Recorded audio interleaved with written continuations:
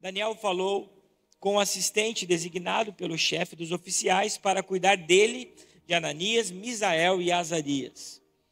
Faça uma experiência conosco, 10 dias, disse. Dê-nos apenas legumes para comer e água para beber.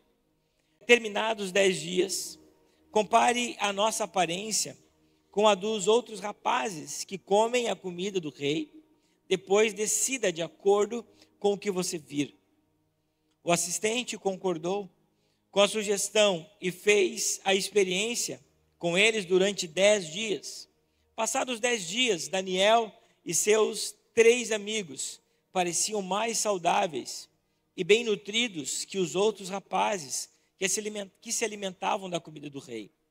Depois disso, o assistente só lhes dava legumes em vez da comida e do vinho servidos aos outros. Deus concedeu aos 4 rapazes a aptidão em comum para entender todos os aspectos da literatura e da sabedoria. E a Daniel concedeu capacidade especial de interpretar sonhos e visões.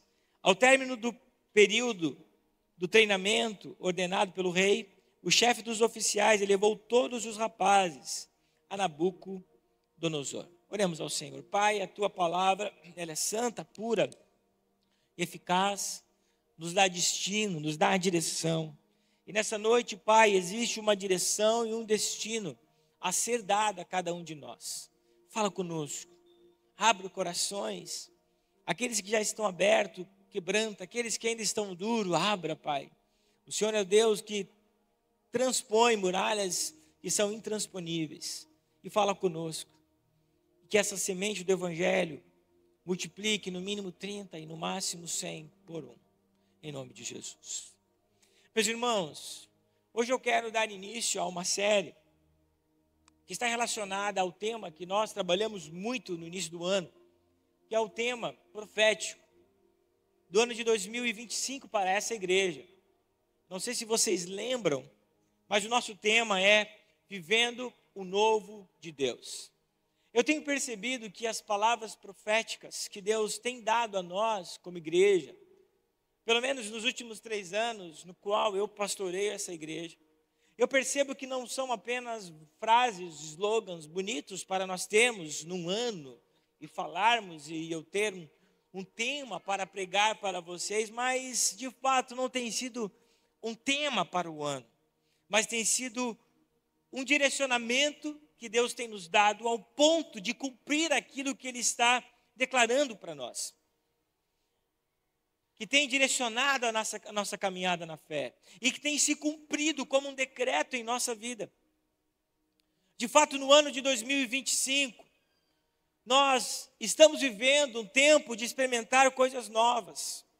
Tanto como um coletivo de igreja, como também individualmente. Deus tem feito grandes coisas em nosso meio. E nesses 4 domingos que eu vou ministrar a vocês, em novembro tem 5 domingos, um deles o pastor Walter vai ministrar.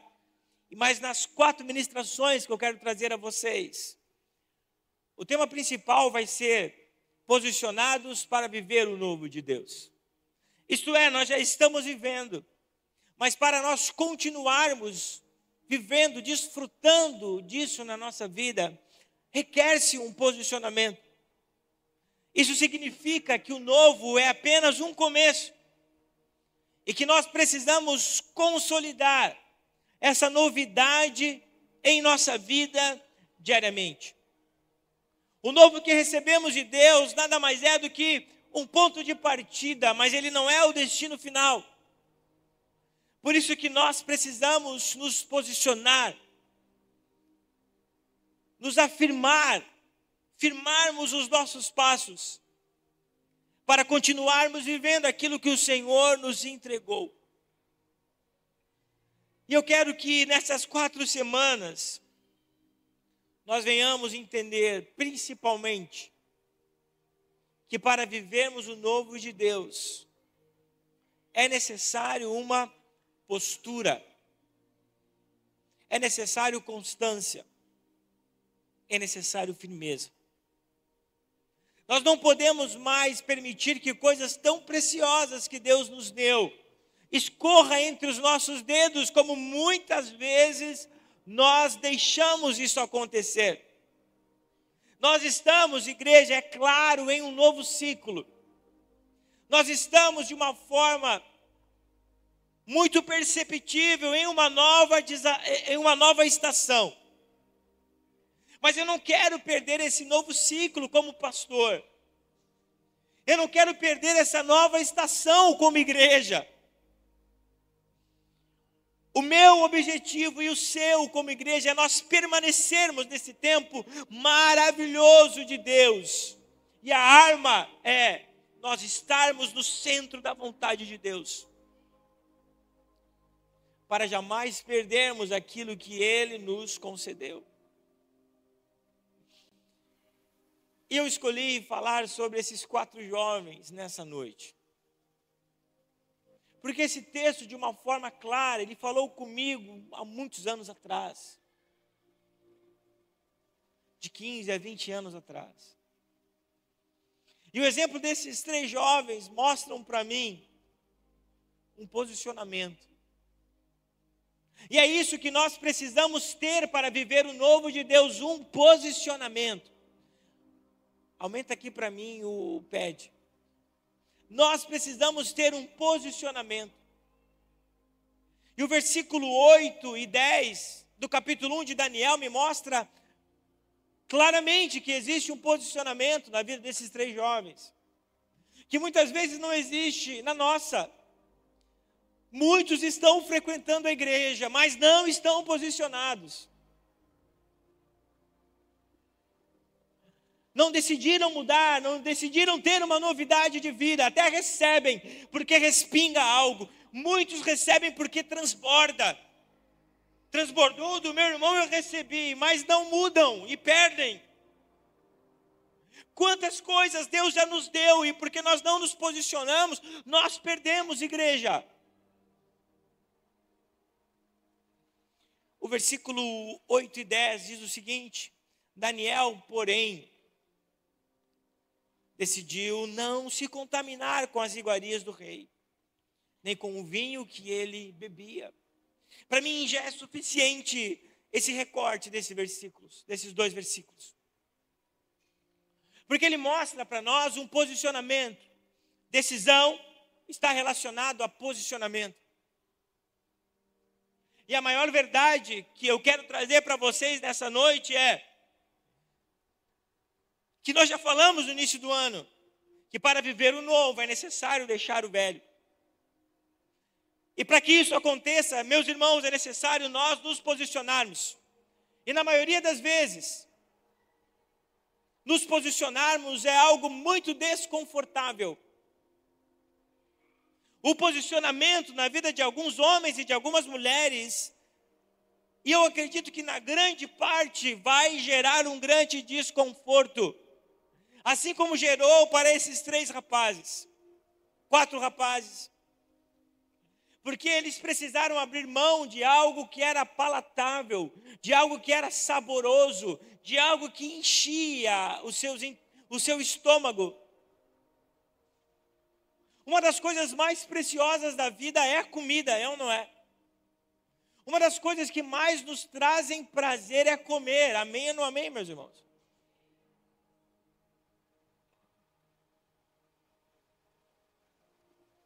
Esses jovens, eles abriram mão, obviamente, porque aquilo que eles criam, aquilo que a lei de Moisés prescrevia para eles, era contrário daquilo que Nabucodonosor tinha na mesa. Certamente tinha um belo porco para eles comerem. Certamente tinham animais consagrados a ídolos para eles comerem. Então eles abriram mão, não comeram, porque aquilo iria agredir a lei do Senhor. Abriram mão de coisas gostosas, palatáveis, demais,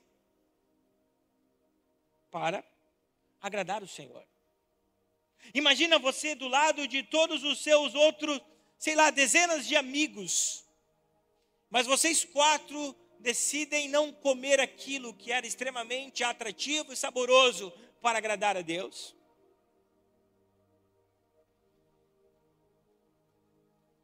Por isso que o texto é muito marcante para nós, porque diz: Daniel, porém, decidiu não se contaminar com a comida. É muito interessante que algumas versões mais arcaicas falam: e Daniel decidiu não se contaminar com os manjares do rei. Meus irmãos, essa decisão de Daniel era o ponto de partida para grandes coisas acontecerem na vida dele e dos seus 3 amigos. Mas no início foi desconfortável em não poder usufruir daquilo que o rei tinha para dar, porque iria desagradar a Deus. E a aplicação pessoal disso para nós, qual é, pastor? É muito clara. Que o mundo tem um grande banquete para nos oferecer, diário. Todos os dias nós somos expostos a comidas saborosíssimas do pecado. Todos os dias vem para nós um grande banquete. É como você senta ali no Primavera, você sabe qual é a estratégia, né? Você senta ali no Primavera ou em qualquer churrascaria, começa a vir carne de tudo que é lado, de carne de tudo que é lado, tudo que é lado, tudo que é lado. Você chega a ficar assim, ó. Chega a dar uma crise de pânico, né? Meu Deus, meu Deus, meu Deus. Assim são os manjares do rei. E é tão difícil você dizer não. Vem maminha, vem alcatra, vem picanha, vem isso, vem cordeiro, vem carne de tudo que é coisa. Tudo ao mesmo tempo. E você fala: calma, moço, vai com calma.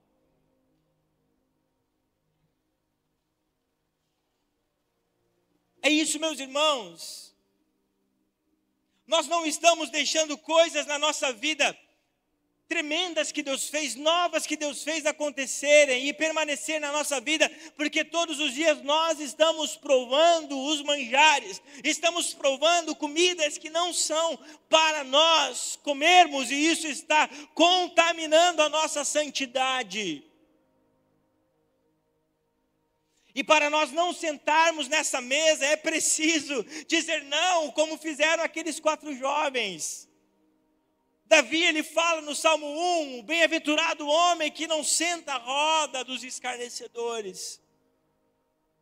O apóstolo Paulo, em Romanos capítulo 12, versículo 2, dizem: não se amoldem aos padrões do mundo, mas todos os dias nós decidimos comer o banquete que o inferno tem para nos dar.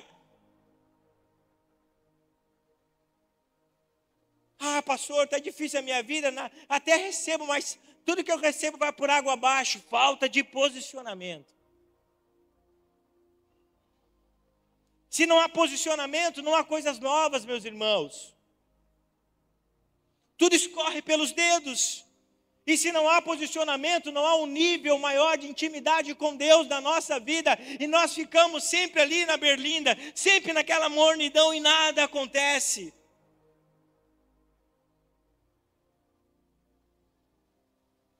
Aqueles que não se posicionaram, porque eram mais de 4 jovens, certamente se ficaram vulneráveis, correndo sérios riscos, e colocando a sua vida espiritual em perigo. Meus irmãos, às vezes, você está correndo riscos, você está colocando a sua vida espiritual em perigo, porque não se posicionou, não mudou de vida ainda. Sem posicionamento não existe novo. Sem posicionamento não existe novo. Você pode até cheirar as coisas novas, você pode até tocar, mas não vai ficar na sua vida. Você vai perder, porque é necessário um posicionamento. É necessário eu me decidir. Muitos pensam: eu vou mudar de vida quando tudo estiver bem. Não tem, meu irmão. Há aflições, há tentações. Quer parar de ter aflição, quer parar de ter tentação, pede para morrer logo. Porque enquanto você estiver vivo, vai ter. Vai ter. Mas é necessário um posicionamento. É necessário você não querer todos os dias. Quando? Todos os dias. A não se sentar. Sabe, meu irmão, é forte que eu vou falar para você, mas me perdoe se você ficar ofendido. Sabe por que eu falo essas coisas? Porque eu não quero que um dia, que isso não aconteça.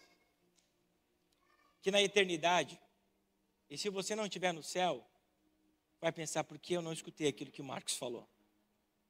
Por que eu não escutei aquilo que o Marcos falou? Porque eu não escutei o que a palavra falou. Vai lá, não é nenhuma parábola aquilo que Jesus conta sobre o Lázaro e o rico. Não é uma parábola. É algo verdadeiro que Jesus fala. No inferno você não está amarrado. Quem for vai ter consciência. E o texto diz que o rico falava, meu Deus, me tira desse lugar. Deixa eu voltar lá para avisar aqueles meus parentes, para que eles não cometam os erros que eu cometi. Queridos, você precisa se posicionar no tempo presente para desfrutar da eternidade. Não sente mais na rodinha. Não viva mais as comidas que o mundo tem para lhe dar. Senão você vai perder não apenas o novo, as coisas maravilhosas que Deus te deu esse ano, mas você vai perder a vida eterna. Mateus 24, 13, só confirma para mim, 24, 13. Aquele que permanecer até o fim será salvo.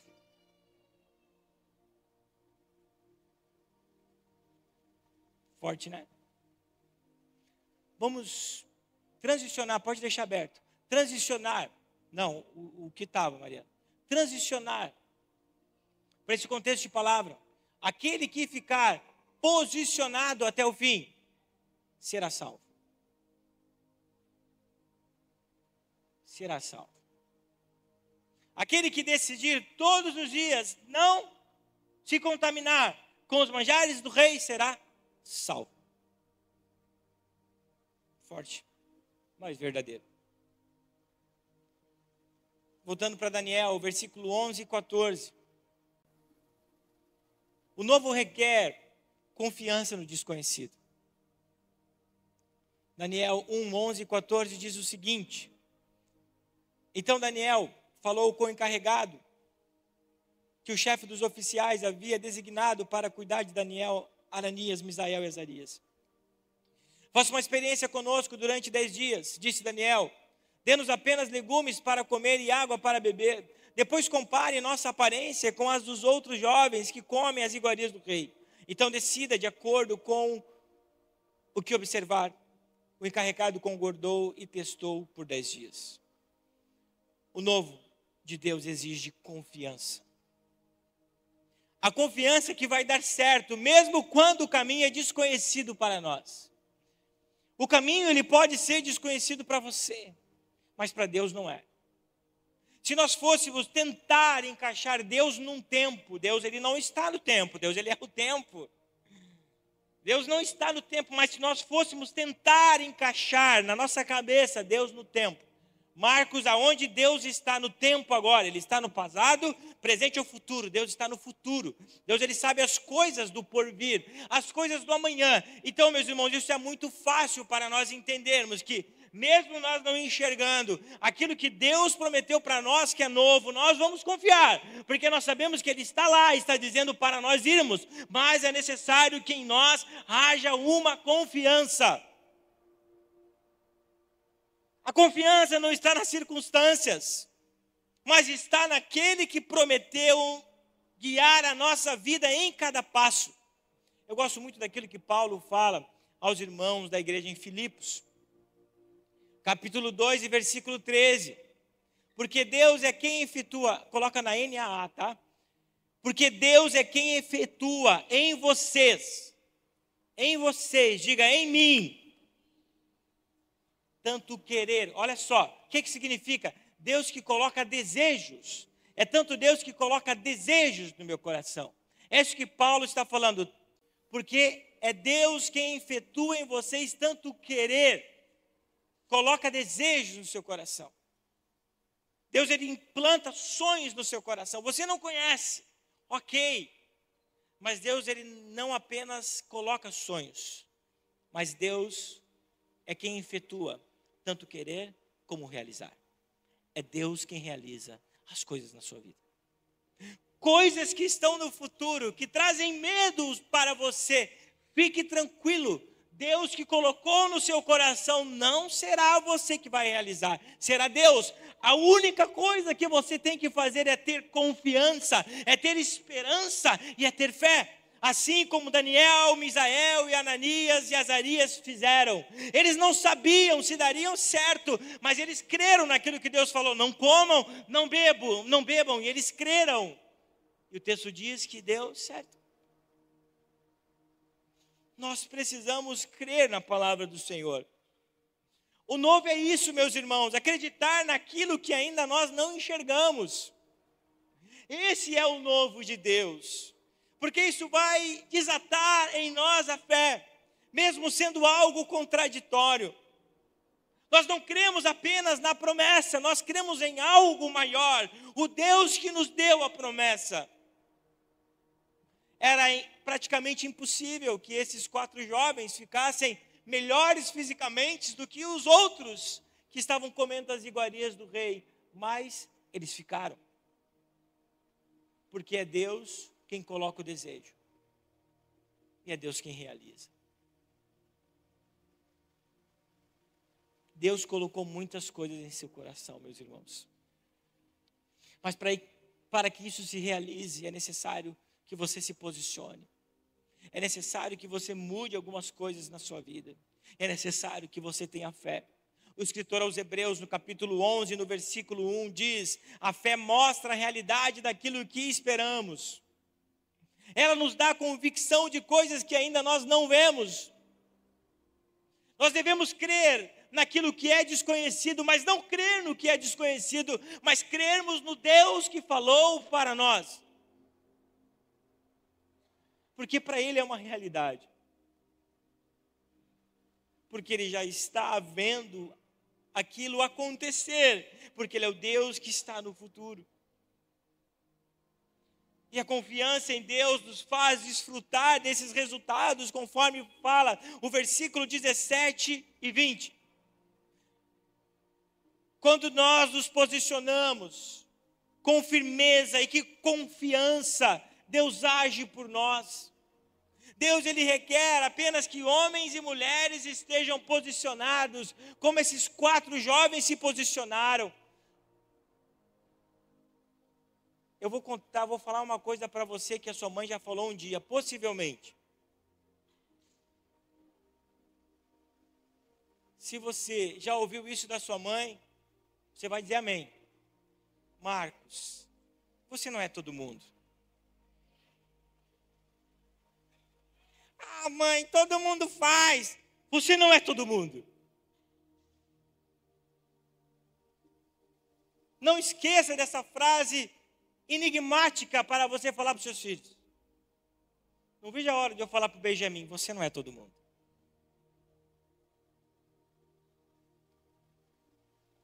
Não é porque o mundo faz que você tem que fazer. Eu vou mudar a frase: porque você não é do mundo.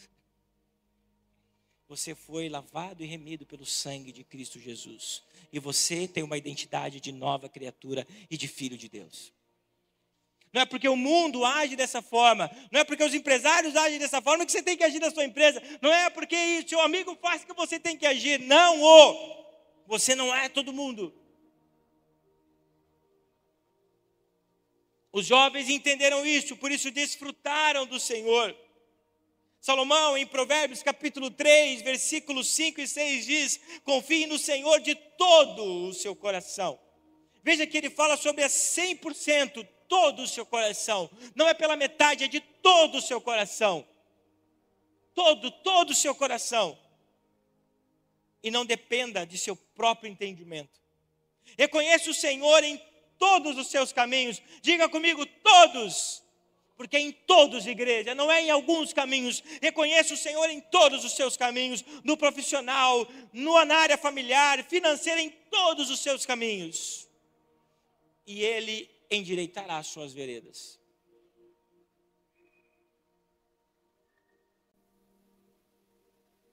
Mas eu sei que a palavra, ela é um pouco confrontante.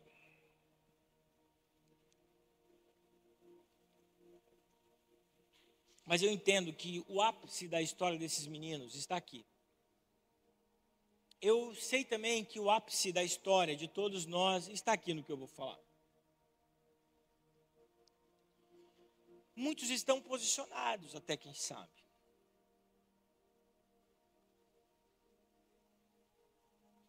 Porque estão vivendo dias bons, dias tranquilos, dias legais. Tudo está colaborando, tudo está corroborando. É fácil ser santo no ambiente que eu estou. Tudo está encaixadinho.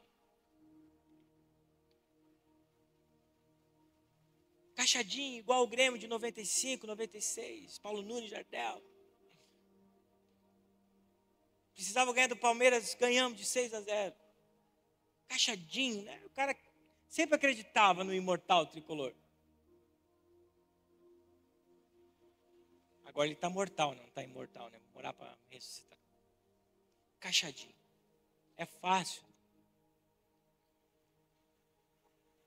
Mas o brabo é nós nos mantermos posicionados diante das fornalhas da vida. E isso que aconteceu com agora com 3 jovens, que era Misael, Ananias e Azarias, que receberam o nome de Nabucodonosor, trocaram o nome dele para Sadraque, Mesaque e Abednego.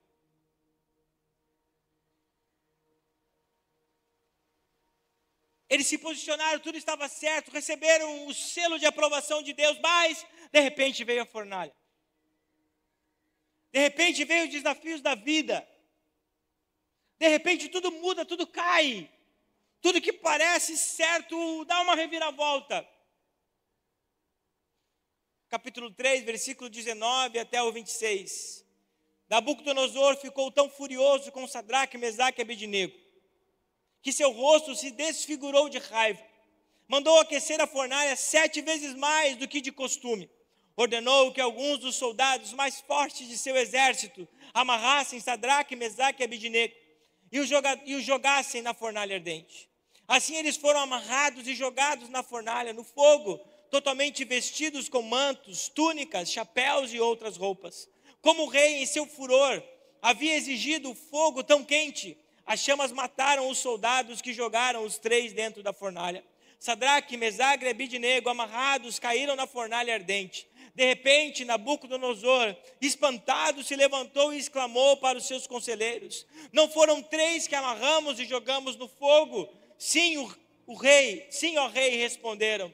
O rei disse: pois eu vejo 4 homens desamarrados, andando no meio do fogo, e nada há de errado com eles. E o 4º homem se parece com um filho dos deuses. Então Nabucodonosor se aproximou da porta da fornalha ardente e gritou: Sadraque, Mesaque e Abednego, servo do Deus Altíssimo, saiam, venham aqui. E os 3 saíram do fogo. Igreja, essa história desses homens, desses jovens, agora 3, Daniel não estava aqui, mas Daniel foi lançado na cova dos leões posteriormente. Mostra que o nosso posicionamento, ele precisa ser uma constância. Não pode ser um posicionamento apenas no início da conversão. Não pode ser um posicionamento apenas quando eu estou no primeiro amor. Não, é algo constante. É algo que deve permear a minha vida até Jesus me buscar ou até a sua volta. Esses 3 jovens foram convidados, como toda a nação da Babilônia, para se curvar diante de uma estátua de um Deus chamado Nabucodonosor. E se eles fizessem isso, eles estariam infringindo a lei de Deus, a lei de Moisés, o decálogo, as 10 palavras, os 10 mandamentos, que diz logo no início: não adorarás outros deuses. E quando tocou a trompeta, eles não se dobraram diante da estátua de Nabucodonosor. Aquilo deixou Nabucodonosor furioso, chamou os 3 jovens e disse: eu vou tocar novamente, e vocês precisam se prostrar. E tocou novamente a trombeta, e eles não se prostraram. Então aconteceu o que nós lemos. Sabe, meus irmãos, a grande questão é como nós vamos nos posicionar quando nós somos apertados na nossa vida, quando nós somos confrontados, quando nós estamos em perigo de morte. Como nós agimos diante de situações como essa? Situações que requerem ainda um posicionamento maior, que requer uma postura ainda de um homem íntegro, de uma mulher íntegro, de alguém que tem santidade de fato. Isso acontece para nós deixarmos de crer em Deus, e crermos no homem, e crermos no pecado. Mas aqueles 3 jovens estavam convictos que se o Deus que eles serviam não tirassem eles da fornalha, eles iriam para o céu. E nós estamos vendo que o Senhor, um semelhante aos deuses, aqui é a personificação de Cristo. No Antigo Testamento, uma teofania acontecendo. Jesus vindo livrar aqueles 3 jovens da fornalha. E eles foram libertos com aplicação pessoal. Quando nós decidimos andar com Jesus, nós precisamos aprender a não ceder diante das pressões do mundo. Nós precisamos aprender com Cristo a não cairmos no sistema do mundo. Porque quando nós nos posicionamos, o inimigo sempre virá para nos contra-atacar. Mesmo diante de uma ameaça mortal, eles não se curvaram. Eles falaram para Nabucodonosor, no versículo 16 e 18, Sadraque, Mesaque e Abednego responderam: ó Nabucodonosor, não precisamos nos defender diante do rei. Se formos lançados na fornalha ardente, Deus a quem servimos é capaz de nos salvar, e Ele nos livrará de suas mãos, ó rei. Mas ainda que Ele não nos livre, queremos deixar claro que jamais serviremos a outros deuses. Eu quero que você entenda 2 coisas aqui. Que quando nós estamos posicionados, quando nós decidimos não ceder daquele posicionamento inicial que tomamos, diante de uma pressão ferrenha, quando nós decidimos não ceder, primeiro, temos que ter a certeza que Ele estará conosco dentro da fornalha. Nós podemos até ser lançados na fornalha. Nós poderemos ser até jogados nessa fornalha. Não seremos livres delas, mas Ele estará conosco. Vai gerar dano? Quem sabe vai, mas Ele estará conosco. E o segundo, em algumas situações, nós somos livres da fornalha. Esses jovens falaram isso: nós podemos ser livres da fornalha ou nós podemos ser lançados na fornalha.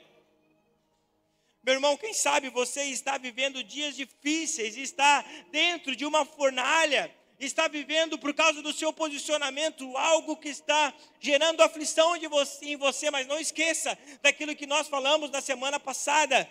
Salmo 23, versículo 4. Mesmo se eu andar pelo vale da sombra de morte, a tua vara e o teu cajado me protegem. Se você está dentro de um lugar assim, cheio de chamas, e você está com medo, não tema que Cristo está ao seu lado. Não retroceda, não desista, não perca o novo que Ele colocou na sua vida, porque há uma promessa maior do que aquilo que você está sendo pressionado. O nosso posicionamento, mesmo dentro da fornalha, nos trará segurança, porque Cristo está conosco. Se você está numa fornalha, não ceda às pressões, não ceda aos medos, não ceda às provações da vida, não retroceda. Assim como aqueles 3 jovens, permaneça firme, porque Deus ou vai te livrar, ou Ele vai entrar com você nesse lugar de aflição. O ministério pode subir. E eu quero encerrar esse sermão com um dos textos mais lindos para mim, contidos nas Sagradas Escrituras, que está em Isaías 43, versículo 2. Esse texto, olha para mim, ele não fala que você está sendo poupado de algo, mas fala que você está sendo guardado em meio de. É isso que acontece conosco, preste atenção. Às vezes nós não somos poupados, mas nós somos guardados em meio de aflições. Somos guardados em meio de provações. O texto diz o seguinte: quando você passar por águas profundas, o texto está dizendo, quando você passar, então você vai passar por águas profundas, eu estarei com você. Quando atravessar rios de dificuldade, você não se afogará. Você vai estar até no rio, vai ficar com água até em cima do nariz, mas o seu posicionamento vai manter ao final e você não vai se afogar. Quando andar pelo fogo da opressão, não se queimará. As chamas não o consumirão. Eu concluo esse sermão lembrando, ainda que sejamos poupados da fornalha da vida, ainda que não sejamos poupados das fornalhas da vida, nós jamais estaremos sozinhos. Nunca esqueça disso. Senhor, eu sempre te louvarei, ainda que eu não seja poupado das fornalhas da vida, ainda que eu não seja livrado dos desertos da vida. Por isso, meus irmãos, nós não podemos retroceder o nosso posicionamento de vivermos o novo de Deus. Mesmo em meio ao fogo, Ele está conosco, sustenta-nos, transformando-nos a cada prova. E cada prova é uma oportunidade do Senhor manifestar a sua glória em meio da igreja. Em cada prova é uma oportunidade do Senhor mostrar a sua glória na sua vida. Meus irmãos, nós estamos quase acabando um ano tão lindo. Chegamos aos 40 minutos do ano de 2025. Se você não se posicionou, se posicione. Se você não mudou, mude. Se não, você não decidiu, se decida. Pastor, eu já me posicionei, eu já me decidi, mas estou na fornalha. Não tenha medo que Cristo está com você. Não tenha medo que o quarto homem está com você. Vamos nos colocar em pé e vamos adorar ao Senhor.